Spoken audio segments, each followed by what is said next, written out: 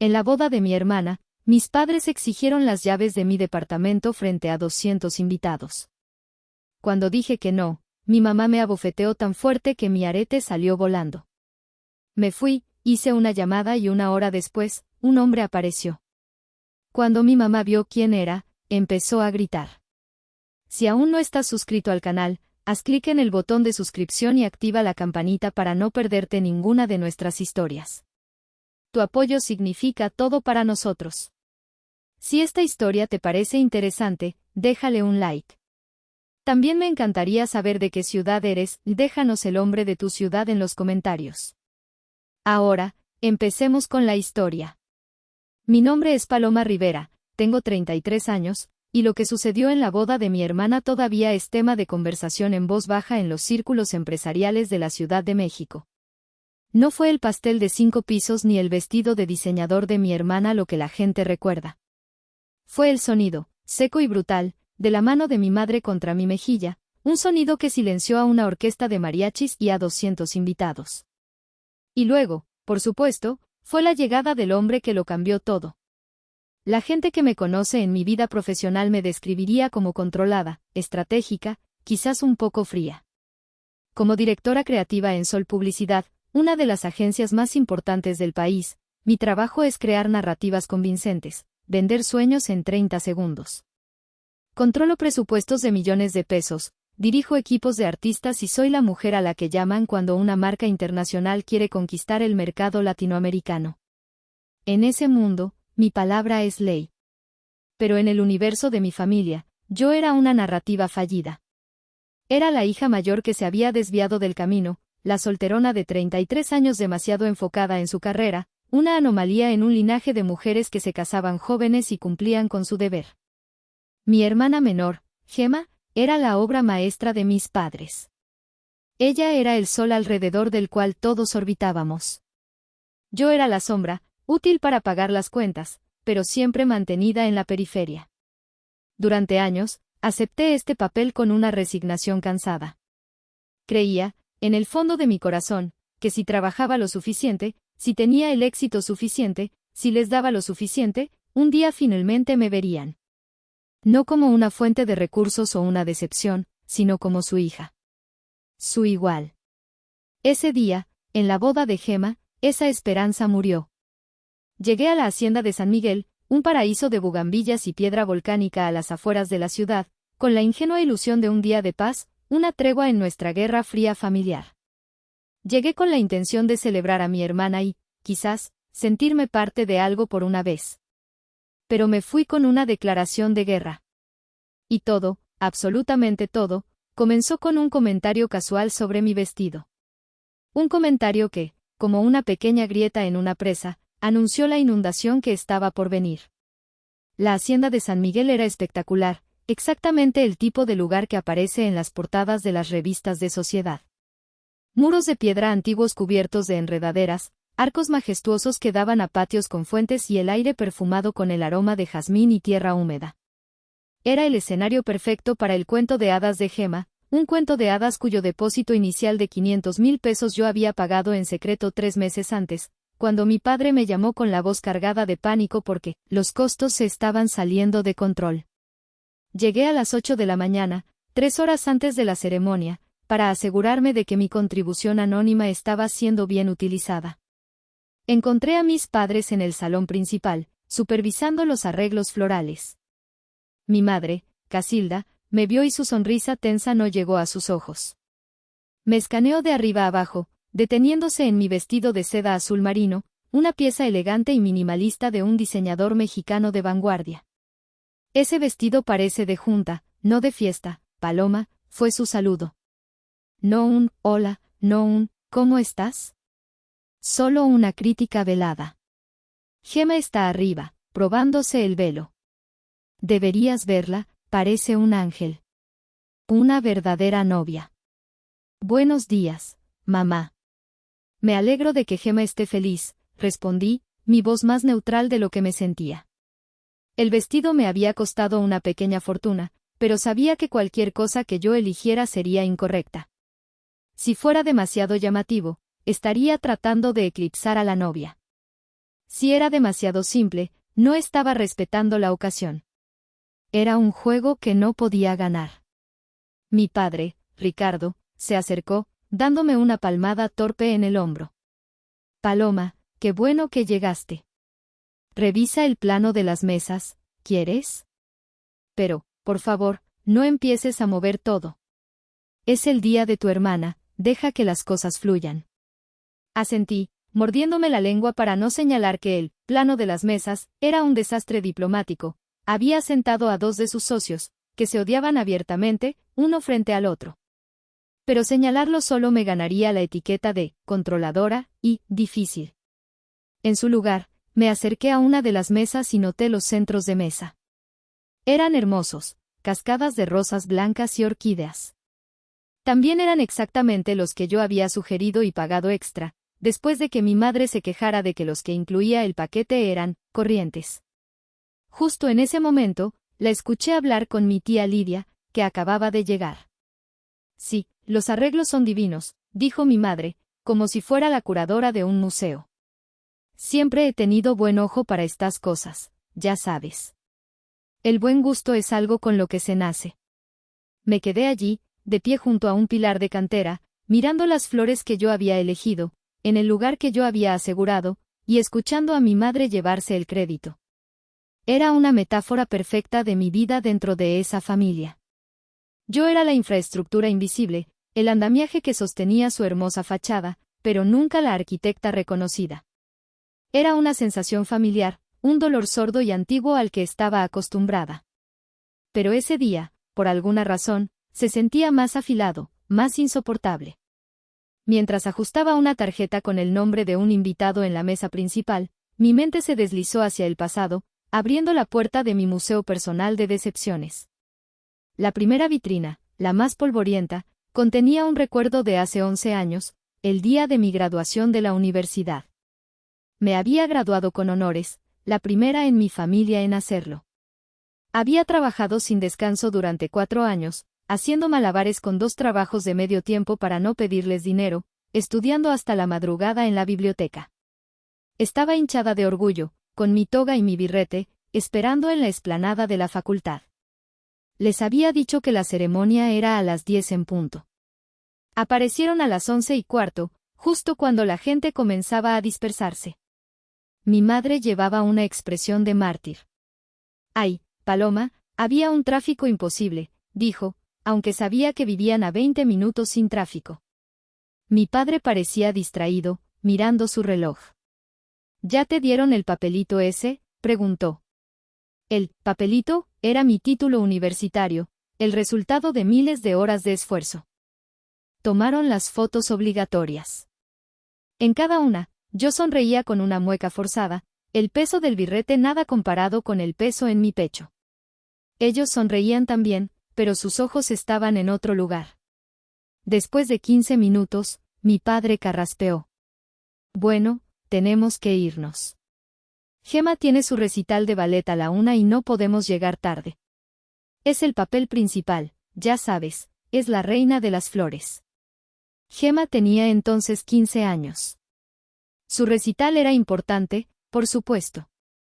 Pero yo acababa de lograr algo monumental, algo que sentía que debería haber importado al menos un poco. «¿No se quedan a comer?», pregunté, la voz apenas un susurro. «Había reservado en ese restaurante que te gusta, mamá». Mi madre me dio unas palmaditas en el brazo, un gesto que pretendía ser cariñoso pero se sentía condescendiente. «Ay, hija, otro día será. No podemos hacer esperar a tu hermana. Además, estas ceremonias son tan largas y aburridas». Se fueron. Y yo me quedé allí, sola en medio de cientos de familias que celebraban, abrazaban a sus hijos y lloraban de alegría. Me senté en una banca de concreto, con mi título enrollado en la mano, y observé cómo un padre levantaba a su hija graduada en hombros, ambos riendo a carcajadas. Ese fue el día en que plantaron la semilla de la duda en mi interior. La dolorosa comprensión de que mis logros, sin importar cuán grandes fueran, siempre serían medidos en una balanza trucada. En un lado estaba mi esfuerzo, mi sudor, mi intelecto. En el otro, un par de zapatillas de ballet y una pirueta bien ejecutada por Gemma. y para mis padres, la balanza siempre se inclinaría hacia el mismo lado. Ese día aprendí que en la economía de su afecto, mi moneda no tenía valor. La siguiente vitrina de mi museo mental estaba dedicada a un tema recurrente, el dinero. Específicamente, mi dinero, que en la cosmología familiar Rivera no era realmente mío, sino un fondo de emergencia comunal al que solo ellos tenían acceso. El ejemplo más flagrante ocurrió hace 7 años. Yo tenía 26 años y por fin, después de años de ahorrar cada centavo de mi sueldo de publicista junior, había juntado 100,000 pesos. 100,000 pesos que representaban mi libertad, mi independencia. Iban a ser el enganche para mi primer coche, un modesto Nissan March que me libraría de las 2 horas diarias de transporte público. Estaba exultante. Tenía el dinero en mi cuenta, listo para ir a la agencia al día siguiente. Esa noche, mi padre me llamó. Su voz era una mezcla de falsa jovialidad y pánico apenas disimulado. Palomita, ¿cómo estás, mi reina?, empezó, usando un apodo que solo empleaba cuando quería algo. ¿Cómo va el trabajo? ¿Ganando mucho dinero? Hola, papá.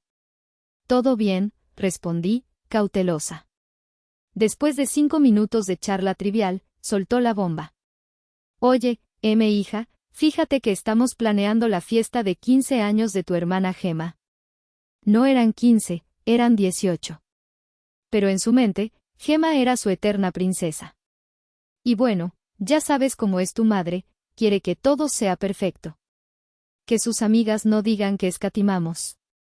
El salón, el vestido, el DJ, todo se ha ido por las nubes. Hizo una pausa dramática. El caso es que nos hemos quedado un poco cortos. Tu madre está muy estresada. Ahí estaba. La clásica jugada de la culpa.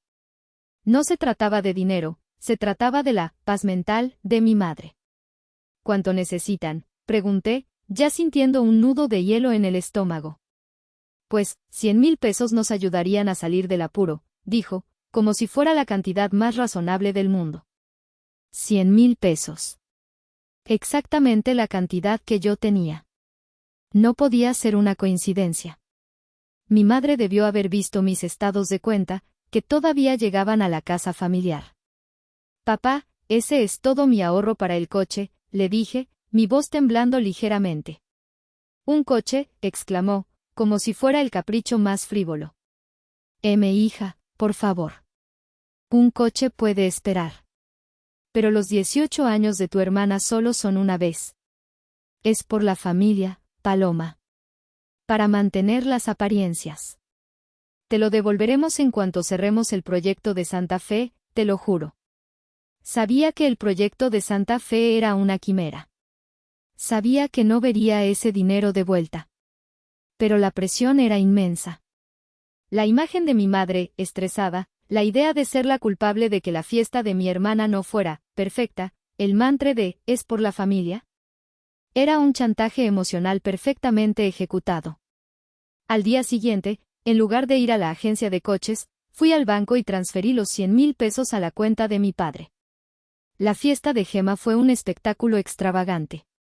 Tuvo un vestido de princesa, una banda en vivo y una mesa de postres que parecía sacada de Versalles. Yo asistí, sonreí para las fotos y me fui temprano para tomar el último metro a casa. Mientras iba apretujada entre extraños, oliendo el cansancio de la ciudad, pensaba en el olor a coche nuevo que no tendría. Pasé un año más viajando en transporte público. El dinero, por supuesto, nunca fue devuelto. Ni siquiera fue mencionado de nuevo. Y en esa vitrina de mi museo, aprendí otra lección: mi futuro podía ser sacrificado por su presente. Mis sueños eran el combustible para sus caprichos. De vuelta en el presente, en la hacienda, el recuerdo de aquel coche no comprado se sentía extrañamente vívido. Estaba de pie cerca de un arco de piedra, fingiendo admirar la arquitectura, cuando los vi. Mis padres, creyendo que estaban en un rincón privado, hablaban en susurros urgentes. La acústica de la vieja construcción, sin embargo, era traicionera. Sus voces llegaban a mí, claras y afiladas como fragmentos de vidrio. Ricardo, ¿estás seguro de que funcionará?, decía mi madre. Su voz, normalmente autoritaria, tenía un matiz de ansiedad. Paloma puede ser muy terca. Tiene que funcionar, Casilda, respondió mi padre, y por primera vez en mucho tiempo, escuché una desesperación genuina en su tono. No era la voz de un patriarca, sino la de un hombre asustado. El contrato con los Vargas depende de esta boda. Necesitan ver que somos una familia estable, solvente. Esta alianza con los Bruno es crucial. Pero pedirle el departamento, es mucho. ¿Y si se niega en público? La respuesta de mi padre fue lo que rompió algo dentro de mí, algo que ni siquiera sabía que todavía estaba intacto. No se atreverá. No delante de 200 invitados, con todos nuestros socios presentes. Su orgullo no se lo permitirá.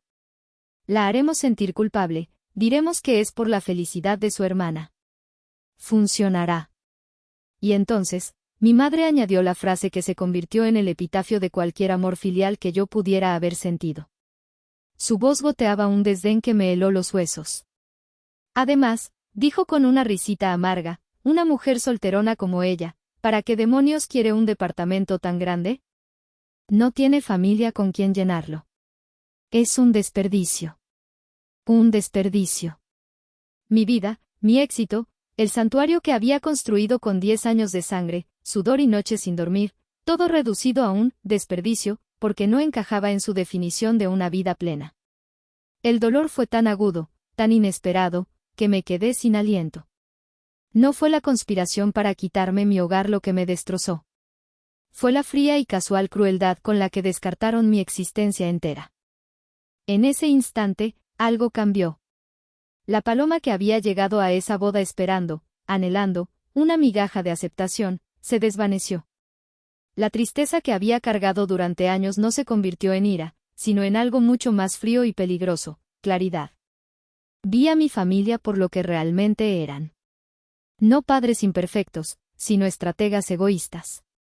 No una hermana mimada, sino un peón en su juego. Y yo no era la hija pródiga, sino el activo a liquidar. La esperanza, esa terca y estúpida esperanza de que algún día me vieran, se extinguió. Y en la oscuridad que dejó, una nueva resolución, afilada y tranquila, comenzó a tomar forma. Ya no se trataba de ganar su aprobación. Ahora, se trataba de supervivencia. Se trataba de enseñarles, de una vez por todas, el verdadero significado del valor. La recepción estaba en pleno apogeo. El tequila fluía, los mariachis tocaban con entusiasmo y los invitados reían, ajenos al drama que se gestaba bajo la superficie. Gema, mi hermana, se deslizaba por la pista de baile con su esposo, Bruno, luciendo radiante en su vestido de encaje. Se veía feliz, y por un fugaz momento, sentí una punzada de algo parecido a la ternura. Era mi hermana pequeña, después de todo. Pero la sensación se evaporó tan rápido como llegó, reemplazada por el frío recuerdo de las palabras de mi madre. Entonces, vi a mi padre dirigirse al escenario. Le dio un golpecito al micrófono, y el chillido agudo silenció la música y las conversaciones. 200 caras se volvieron hacia él. Se aclaró la garganta, ajustándose el moño. Desde mi mesa en la esquina, podía ver el ligero temblor en sus manos, el brillo de sudor en su frente a pesar del aire fresco de la tarde. No parecía un padre orgulloso a punto de dar un brindis. Parecía un hombre caminando hacia el patíbulo, con la esperanza de un indulto de último minuto. Amigos, familia, comenzó, su voz resonando con una jovialidad forzada. ¡Qué día tan maravilloso! Ver a mi pequeña Gema, mi princesa, tan feliz y enamorada, es el sueño de todo padre. Hubo un colectivo de la multitud. Gema se secó una lágrima de cocodrilo. Como todos saben, continuó mi padre, para Casilda y para mí, la familia lo es todo. Es el pilar, la roca sobre la que construimos nuestras vidas. Y no hay nada, absolutamente nada, que no haríamos por la felicidad de nuestras hijas. Sentí un escalofrío. El uso del plural, hijas, era deliberado, una trampa retórica para incluirme en la ecuación de su generosidad fraudulenta. Gema y Bruno están comenzando una nueva vida juntos. Y como padres, queremos darles el mejor comienzo posible. Un nido donde puedan construir sus sueños. Hizo una pausa, escaneando la multitud, sus ojos finalmente encontrando los míos a través del salón. Me sostuvo la mirada, y en sus ojos no vi afecto, sino una súplica desesperada mezclada con una orden. Juega tu papel, parecían decir. Y es por eso, dijo, su voz subiendo de volumen para el gran final, que, con un corazón lleno de orgullo y amor, queremos anunciar un regalo muy especial. Un regalo que simboliza la unidad de nuestra familia. Nuestra hija mayor, Paloma, en un acto de increíble generosidad, ha decidido regalarle su magnífico departamento en Polanco a la feliz pareja. El salón estalló en aplausos y vítores. Fue un rugido ensordecedor. Gemma jadeó, llevándose las manos a la boca en una actuación digna de un Oscar. Bruno la abrazó, sonriendo como si acabara de ganar la lotería. Lo cual, supongo, era cierto. Todos los ojos se volvieron hacia mí. 200 pares de ojos, esperando, exigiendo mi participación en esta farsa. Vi a los socios de mi padre, a los amigos de mi madre, a toda la gente cuyo respeto ellos codiciaban, todos sonriendo, asintiendo, celebrando mi supuesto sacrificio. Era una emboscada perfecta.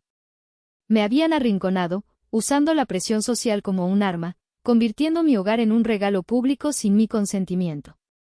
Sentí el peso de sus expectativas aplastándome, y por un segundo, casi funcionó. Casi me levanté. Casi sonreí. Casi. El aplauso continuó por lo que pareció una eternidad. Cada palmada era un golpe contra mi resolución. Paloma, sube aquí, mi hija. Ven a darle un abrazo a tu hermana, gritó mi padre por el micrófono, su voz falsamente alegre. La gente empezó a corear mi nombre en voz baja. Paloma. Paloma. Era una pesadilla. Me quedé sentada, inmóvil. El champán en mi copa temblaba ligeramente, traicionando la tormenta que se desataba en mi interior. Podía sentir la narrativa que estaban tejiendo a mi alrededor, la hermana mayor, soltera y exitosa, bendiciendo a la hermana menor en su camino hacia la felicidad doméstica. Era perfecto. Era poético. Y era una mentira absoluta. Lentamente, como si me moviera bajo el agua, dejé mi copa sobre la mesa. El pequeño sonido del cristal contra el lino pareció anormalmente fuerte en mi cabeza.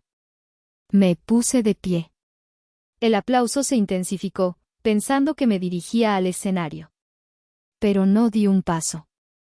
Simplemente me quedé allí, erguida, dejando que el silencio cayera cuando se dieron cuenta de que no me movía. Mi padre carraspeó, su sonrisa comenzando a desvanecerse. Vamos, Paloma, no seas tímida. Eso no es verdad, dije. No grité. No necesitaba hacerlo. Mi voz, entrenada para proyectar en salas de juntas, cortó el aire del salón con la precisión de un bisturí. Un murmullo recorrió la multitud. El aplauso vaciló y murió. ¿Qué dices, hija?, preguntó mi padre, la confusión en su rostro comenzando a ser reemplazada por el pánico. Dije que eso no es verdad, repetí, un poco más fuerte esta vez, mirando directamente a mi padre.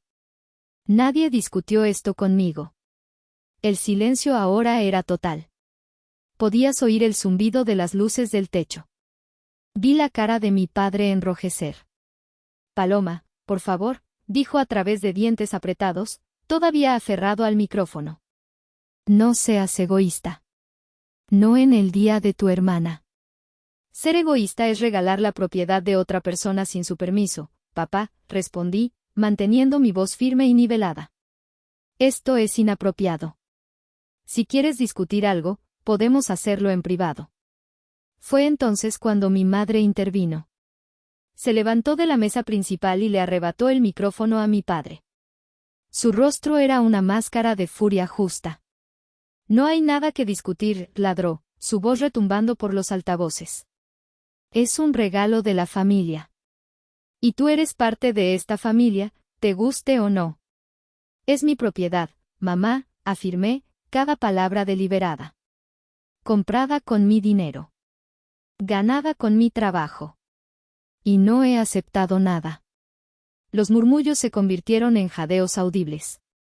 Vi a Gemma, cuyos ojos ahora brillaban con lágrimas genuinas de ira y frustración, no de gratitud. Paloma, pensé que me querías, sollozó, su voz temblorosa convenientemente captada por el micrófono de mi padre. Mi amor por ti no te da derecho a mi casa, Gemma, respondí, la frialdad en mi propia voz sorprendiéndome incluso a mí. La paloma que siempre cedía, que siempre buscaba la paz, había abandonado el edificio. En su lugar había alguien a quien apenas reconocía, alguien que no estaba dispuesta a retroceder ni un centímetro más. El caos controlado se desató. La fachada de una familia feliz y unida se había hecho añicos, y los invitados se convirtieron de espectadores a participantes. Mis tíos, mis primos, los amigos de la familia que me habían visto crecer, todos se sintieron con derecho a opinar sobre mi mal comportamiento. Se convirtieron en lo que en Internet llaman monos voladores, enviados por mis padres para ejecutar su voluntad. Paloma, por el amor de Dios, es tu hermana, gritó mi tía Lidia desde su mesa. Era la hermana de mi madre, y compartían la misma veta dramática. La familia es lo primero. ¿Qué no te enseñaron nada? Tu tía tiene razón, intervino el tío Mauro, su esposo. No es como que no puedas permitirte otro lugar con tu gran trabajo importante. La forma en que pronunció las últimas palabras, con las comillas en el aire, dejaba claro que todavía pensaba que mi carrera era una especie de pasatiempo glorificado. No tenían ni idea del verdadero alcance de mi éxito, o para ellos, el Penthouse era probablemente un golpe de suerte o una exageración de mi parte. Mi primo Damián, que una vez me había pedido un préstamo de 20,000 pesos para empezar un negocio, y nunca lo devolvió, gritó desde el otro lado del salón. Deja de ser tan difícil, Paloma. Siempre tienes que ser el centro de atención. La ironía era sofocante. Yo, que había pasado toda mi vida tratando de ser invisible para evitar conflictos, ahora era acusada de buscar atención por el simple hecho de proteger lo que era mío. Cada comentario era una piedra, y sentía cómo las lanzaban contra mí desde todas direcciones, construyendo un muro de juicio a mi alrededor. La presión era intensa, física. Era exactamente lo que mis padres habían planeado. Contaban con que yo me derrumbaría bajo el peso de la desaprobación pública, que cedería para detener la humillación. Ella se va a casar, está empezando una vida, dijo una amiga de mi madre cuya cara apenas recordaba. ¿Tú para qué necesitas tanto espacio? Estás sola.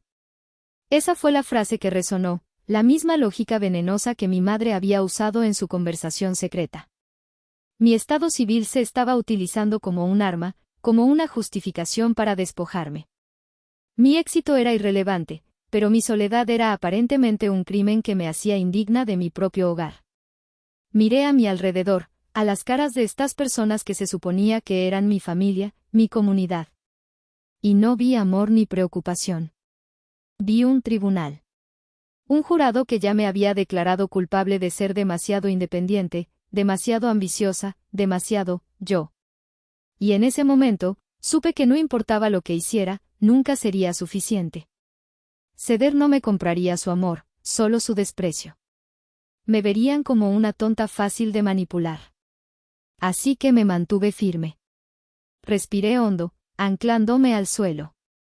Dejé que sus palabras me golpearan, sintiendo cómo rebotaban en la armadura de certeza que se había formado a mi alrededor. No iba a derrumbarme. No les daría esa satisfacción. En medio del bombardeo verbal, mi bolso de mano vibró sobre la mesa.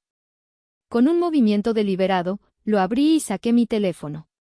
La pantalla se iluminó con un mensaje de WhatsApp. Arturo Vargas, estoy viendo el Livestream. Menudo espectáculo.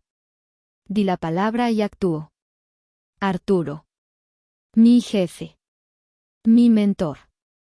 El titán de los medios de comunicación que había visto potencial en mí cuando yo era solo una creativa junior llena de ideas y nervios. Y, el detalle que mi familia desconocía por completo, el socio mayoritario secreto de la constructora de mi padre. Mi mente voló a una reunión en su oficina 2 años atrás, una oficina en el piso 50 con vistas a toda la ciudad. No estábamos hablando de ninguna campaña publicitaria. Arturo me había convocado para darme un consejo de vida. Paloma, me había dicho, sirviéndome un whisky que costaba más que mi alquiler de entonces. El talento te protegerá en el mundo de los negocios. Pero la preparación es lo que te protegerá de los buitres. Especialmente de los buitres que comparten tu sangre. No entendía a qué se refería en ese momento. Vengo de una familia humilde, continuó, mirando por la ventana. Cuando empecé a ganar dinero de verdad, todos aparecieron con la mano extendida. Primos que no había visto en años, tíos con ideas de negocio terribles. Aprendí por las malas que la familia puede ser el mayor pasivo de una persona exitosa. Luego se inclinó sobre su escritorio de caoba. He estado diversificando mis inversiones. Adquirí una participación del 45% en una pequeña constructora. Tiene potencial, pero está mal gestionada. Se llama Construcciones Rivera. Mi corazón se detuvo. Era la empresa de mi padre. Arturo sonrió, una sonrisa que no era cruel, sino sabia. Tu padre no sabe que soy yo. Para él, solo soy un nombre en un fondo de inversión. Pero en el acuerdo, insistí en una cláusula especial. La cláusula 15.3. Se llama cláusula de vileza moral. Significa que si el liderazgo de la empresa se involucra en un comportamiento público que dañe la reputación de la marca, digamos, un escándalo de fraude o, hipotéticamente, un acto de coerción familiar humillante transmitido en vivo por Internet, me da el derecho de convocar una junta de emergencia y tomar el control para proteger mi inversión. En ese momento, pensé que estaba siendo paranoico. Ahora, entendía que no era paranoia. Era presciencia. Miré el mensaje de Arturo en mi teléfono. Luego levanté la vista y vi al primo de Bruno, Eliseo, todavía grabando con su celular desde la mesa 6, ajeno al poder que su video amateur estaba a punto de desatar. Mi madre se acercaba, su rostro una máscara de furia. Guarda ese maldito teléfono, Paloma. Esto es una conversación familiar. Parece que es entretenimiento público, mamá, dije, señalando a Eliseo con la barbilla. Mis dedos volaron sobre la pantalla. Arturo, espera mi señal. Prepara la ejecución del plan. Arturo Vargas, el equipo legal está listo. Solo di cuándo. Guardé el teléfono. La armadura ya no era solo emocional. Ahora tenía un arma. Y estaba a punto de usarla. Mi madre llegó a mi mesa. Se cernía sobre mí como una tormenta a punto de estallar. El perfume floral que había usado toda mi vida de repente se sentía sofocante, el olor de la opresión. Agarró el micrófono con tanta fuerza que sus nudillos estaban blancos. Paloma Rivera, siseó, y su susurro fue amplificado por los altavoces, llenando cada rincón del salón. No vas a arruinar este día. No vas a humillar a esta familia. Yo no soy la que está creando una escena, respondí, mi voz peligrosamente tranquila. Te criamos mejor que esto, escupió. Te lo dimos todo. Le dieron todo a Gemma, la corregí, y esa verdad pareció golpearla físicamente. Yo me gané lo que tengo. Mentirosa desagradecida, se le escapó, antes de recordar a su audiencia. Su rostro se contorsionó en una sonrisa dulce y monstruosa. Cariño, solo dale las llaves a tu hermana. Es algo tan pequeño. Hazlo por mí. No. Esa única sílaba fue la cerilla que encendió la pólvora. La máscara de dulzura se derritió para revelar el rostro de pura rabia que yo conocía también de mi infancia. «¿Lo harás?», gritó, olvidando por completo el micrófono. «¿Lo harás o te juro por Dios que...?» «¿O qué, mamá?», pregunté, y mi genuina curiosidad pareció enfurecerla aún más. ¿Qué amenaza creía que le quedaba? ¿Quitarme un afecto que nunca me había dado? Fue entonces cuando sucedió. Su control se rompió. En un movimiento rápido y vicioso, levantó la mano. El tiempo pareció ralentizarse. Vi la trayectoria de su mano, la determinación en sus ojos, los jadeos de la gente en las mesas cercanas. Y luego, el impacto. El sonido fue obsceno, un crack seco que resonó en el silencio atónito. Mi cabeza se giró violentamente hacia un lado por la fuerza del golpe. Un dolor agudo y punzante explotó en mi mejilla, seguido de un calor que se extendió por todo mi rostro. A través del zumbido en mis oídos, escuché un grito colectivo y luego, el delicado tintineo de algo golpeando el suelo de mármol. Mi arete. Un diamante solitario que me había comprado para celebrar mi primer contrato de $1 millón. Había salido volando.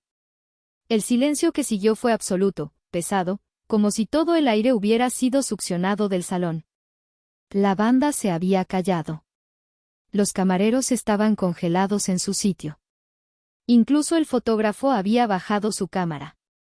Todos, los 200 invitados, estaban paralizados, con los ojos muy abiertos, contemplando la escena de una violencia tan cruda y doméstica. Mi madre estaba allí, con la mano todavía suspendida en el aire, su pecho subiendo y bajando con respiraciones irregulares, su rostro una mezcla de triunfo salvaje y un horror que comenzaba a aflorar. Yo no me moví. No lloré. No me llevé la mano a la mejilla ardiente. Simplemente me quedé allí, absorbiendo el momento. Dejé que su acto hablara por sí mismo. Dejé que su violencia fuera el punto final de nuestra relación. Luego, muy lentamente, con una calma que se sentía antinatural, me agaché. Mis tacones hicieron clic en el mármol, los únicos sonidos en el vasto silencio. Vi mi arete brillando bajo las luces del candelabro, una pequeña estrella caída. Lo recogí, mis dedos firmes. Me enderecé, me lo volví a poner en la oreja con un gesto deliberado y miré directamente a los ojos de mi madre. Felicidades por la boda, Gemma, dije, mi voz perfectamente clara, proyectándose hacia la mesa principal. Espero que seas muy feliz. Luego, recogí mi bolso, me di la vuelta y caminé hacia la salida. No corrí. Caminé con la cabeza en alto, sintiendo 200 miradas perforando mi espalda. Cada paso era una afirmación, se acabó. En el momento en que crucé el umbral del salón y estuve en el pasillo fresco y vacío, saqué mi teléfono y marqué el número de Arturo. Respondió al primer tono. Luz verde, Arturo, dije, mi voz fría como el hielo. Ejecuta el plan. Si llegaste hasta esta parte del video, significa que realmente te interesó la historia. Cuéntame en los comentarios qué opinas, escribe el número 1 para saber que estás aquí o dime desde qué parte de tu país me estás viendo. También puedes dejar cualquier pregunta y la responderé. El viaje de regreso desde la hacienda a mi departamento en Polanco fue un borrón. No recuerdo el tráfico ni las calles. Mi mente era un torbellino de emociones contenidas. La mejilla me ardía con un dolor sordo, un recordatorio físico de la línea que se había cruzado. Pero debajo del dolor, no había tristeza. La tristeza había muerto en el momento en que escuché las palabras de mi madre sobre la solterona y el desperdicio. En su lugar, había una calma gélida. Era la calma de un general después de dar la orden de atacar, sabiendo que la batalla sería sangrienta pero necesaria. Mientras tanto, en la hacienda, el infierno se había desatado en voz baja. Más tarde me enteraría de los detalles a través de mensajes de texto de Eliseo, el hermano del novio, que se había convertido en mi improbable corresponsal de guerra. Tu mamá casi se desmaya, escribió en un mensaje. Tu papá está pálido como un fantasma. La gente está murmurando, nadie sabe qué hacer. La fiesta, que había sido una celebración vibrante, ahora era un velorio incómodo. La música de los mariachis había sido reemplazada por el sonido de los cubiertos chocando torpemente contra los platos y los susurros nerviosos. Mis padres intentaron salvar la situación. Mi padre, según Eliseo, tomó el micrófono de nuevo, tartamudeando algo sobre un malentendido familiar, y pidiendo a todos que siguieran disfrutando. Pero el hechizo se había roto. La fea verdad había sido expuesta bajo las luces del candelabro, y ninguna cantidad de champán podía hacer que los invitados la olvidaran. Gemma estaba llorando desconsoladamente en la mesa principal, pero sus lágrimas ya no generaban simpatía. La gente la miraba con una mezcla de lástima y juicio. Bruno, su nuevo esposo, parecía completamente perdido, pasándole servilletas sin saber qué decir. Su familia, los Bruno, estaban agrupados en su mesa, hablando en susurros serios y lanzando miradas hostiles hacia mis padres. La alianza crucial, de la que mi padre había hablado, se estaba desmoronando ante sus ojos. Durante 45 minutos, este purgatorio social continuó. 45 minutos en los que yo llegué a mi santuario, me quité los tacones que me torturaban y me puse una bolsa de guisantes congelados en la mejilla hinchada. Me senté en mi sofá de cuero blanco, mirando las luces de la Ciudad de México parpadeando a través de mis ventanas de piso a techo. Este era mi reino. Este era el hogar que mi trabajo había construido y mi determinación había protegido. Recibí otro mensaje de Eliseo. Un coche negro muy elegante acaba de llegar. 2 hombres con traje se bajaron. Espera, hay un tercero. Dios mío, es. Antes de que pudiera terminar el mensaje, mi teléfono sonó. Era un número desconocido. Contesté. Señorita Rivera, dijo una voz profesional. Soy el asistente del señor Vargas. Estamos a punto de entrar al salón. El señor Vargas solicita que permanezca en la línea. ¿Quiere que escuche esto? Entendido, respondí, mi corazón comenzando a latir un poco más rápido. Puse la llamada en altavoz y coloqué el teléfono sobre la mesa de centro. El plan estaba en marcha. La tormenta estaba a punto de golpear la hacienda. Y yo iba a tener un asiento en primera fila desde la comodidad de mi sala de estar. A través del altavoz de mi teléfono, escuché el sonido amortiguado de las puertas del salón abriéndose. Luego, un cambio palpable en la atmósfera. Los murmullos se detuvieron abruptamente. El silencio que siguió fue diferente al silencio de shock después de la bofetada. Este era un silencio de asombro e intimidación. ¿Quién es ese?, escuché a alguien susurrar cerca del teléfono del asistente. Imaginé la escena perfectamente. Arturo Vargas, alto, impecablemente vestido con un traje a medida que gritaba poder silencioso, entrando en el salón con la confianza de un hombre que es dueño de cada habitación en la que entra. Flanqueado por sus 2 abogados, que parecían tiburones con maletines de piel. Mi padre, Ricardo, que estaba intentando desesperadamente socializar con un invitado, se dio la vuelta.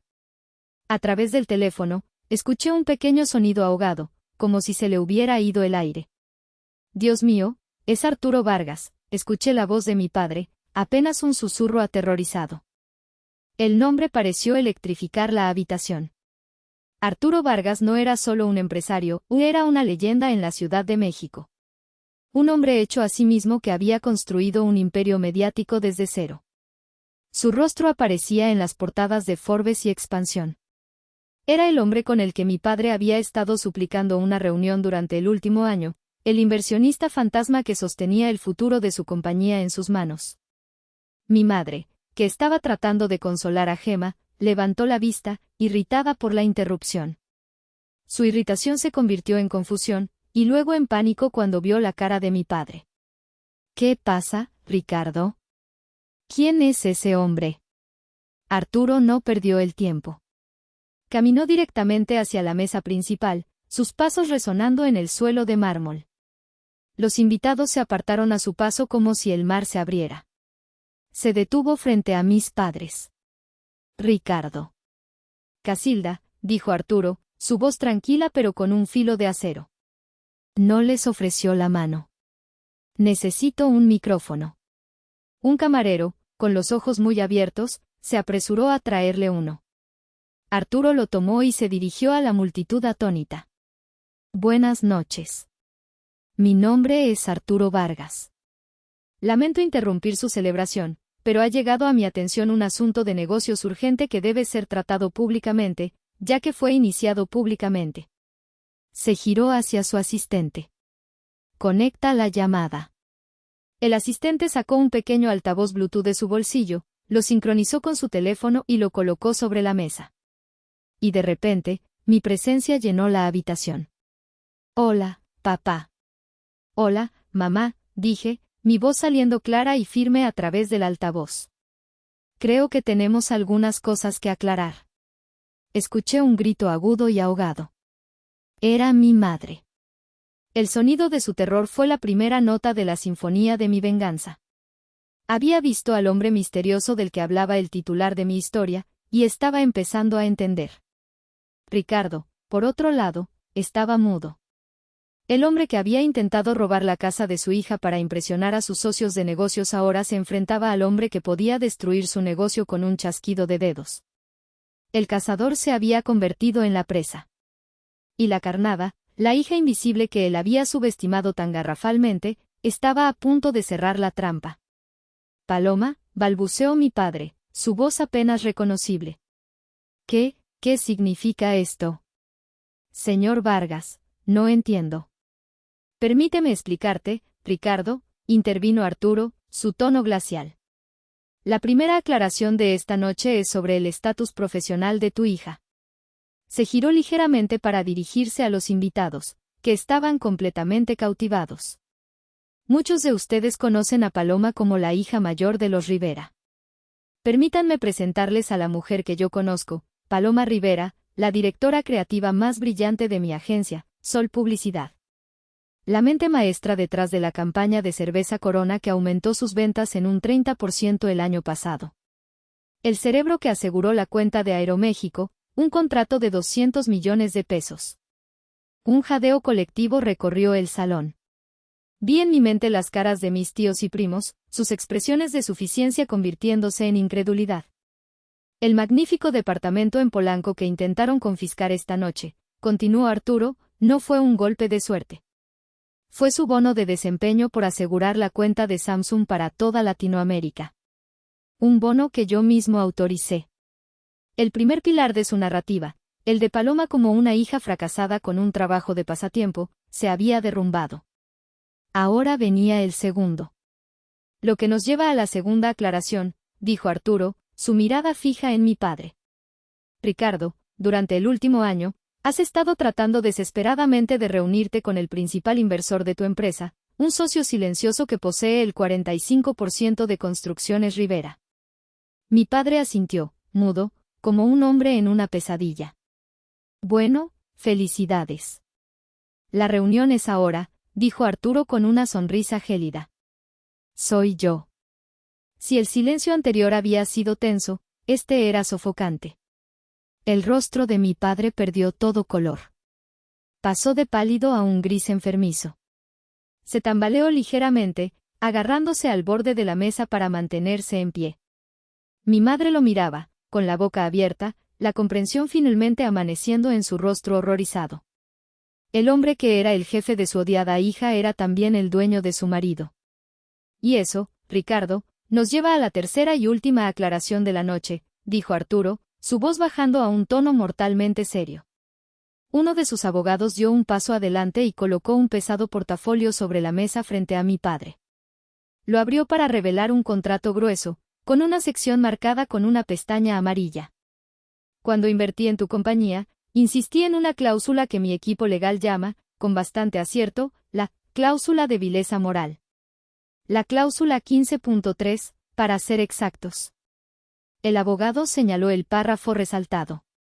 Estipula que si algún miembro de la alta dirección, es decir, tú, se involucra en un comportamiento público que sea fraudulento, poco ético o que traiga descrédito a la compañía, tengo el derecho contractual de convocar una junta de accionistas de emergencia y votar para removerte de tu cargo y asumir el control operativo para proteger mi inversión. Arturo hizo una pausa, dejando que el peso de sus palabras se asentara.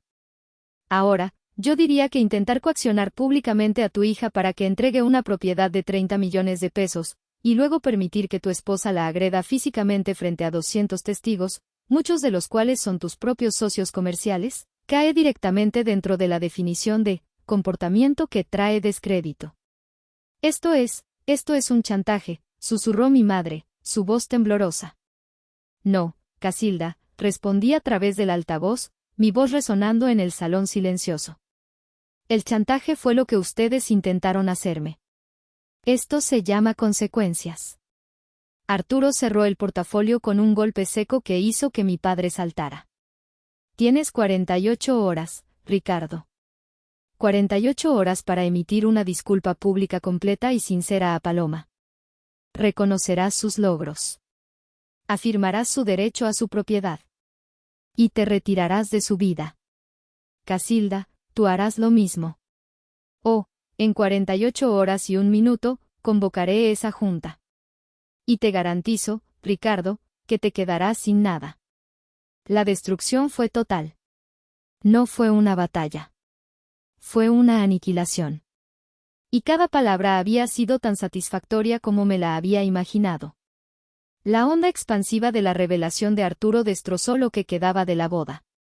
Los invitados comenzaron a irse, no de manera discreta, sino en una oleada de murmullos conmocionados y miradas de reojo hacia la mesa principal.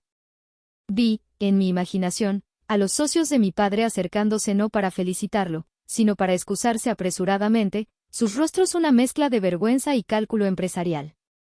El barco de Rivera se estaba hundiendo, y nadie quería hundirse con él. La familia de Bruno, el novio, fue la siguiente. Según un mensaje final y triunfante de Eliseo, el padre de Bruno se acercó a mi padre, le dijo algo breve y cortante, y luego se llevó a toda su familia, incluido el novio, fuera del salón. La boda, en efecto, había sido anulada antes de que se sirviera el pastel. A través del teléfono, que el asistente de Arturo había dejado convenientemente abierto, escuché el sonido del caos desmoronándose. El llanto histérico de Gemma, no por un corazón roto, sino por la humillación pública. El sonido de mi madre gritando incoherencias. Y luego, la voz rota de mi padre. Paloma, por favor, suplicó al altavoz. Hija, no puedes hacer esto. Somos tu familia. Mi familia no me agrede ni intenta robarme, papá, respondí, y luego le hice una seña al asistente de Arturo. Hemos terminado aquí. La línea se cortó, sumiendo mi departamento en un bendito silencio. Me serví una copa del vino más caro que tenía, el que había estado guardando para una ocasión especial. Supongo que recuperar mi vida contaba como una. Me senté en el sofá, miré las luces de la ciudad que se extendían bajo mis pies, por primera vez en años, sentí que podía respirar profundamente. Los días siguientes fueron un torbellino. El video del bodabofetón, como lo apodaron los medios, se volvió viral. La historia estaba en todas partes, en los portales de noticias, en los blogs de chismes, en los grupos de WhatsApp de toda la ciudad. La narrativa era abrumadoramente a mi favor. No era la hija desagradecida, era la heroína que se había defendido de una familia tóxica. La disculpa de mi padre apareció exactamente 47 horas después, en la sección de negocios del periódico Reforma. Era una declaración patética, redactada por abogados, llena de frases como «lamento profundamente el malentendido» y «reconozco los logros profesionales de mi hija». No importaba. El daño estaba hecho. 6 de sus contratos más importantes fueron cancelados en esa semana. Construcciones Rivera estaba en soporte vital, y Arturo Vargas era el único médico en el edificio. Mi madre nunca se disculpó. En cambio, se embarcó en una campaña de difamación en Facebook, que solo sirvió para que miles de extraños la llamaran narcisista. Gemma me envió una serie de mensajes de texto llenos de odio, culpándome de haber arruinado su vida. Bloqueé sus números sin responder. Unas semanas después, Arturo me llamó a su oficina. Me ofreció una promoción, vicepresidenta senior de operaciones globales. Demostraste más gracia bajo presión y visión estratégica en esa boda que la mayoría de los ejecutivos en una década, dijo. Acepté. La vida siguió. Mi vida, al menos.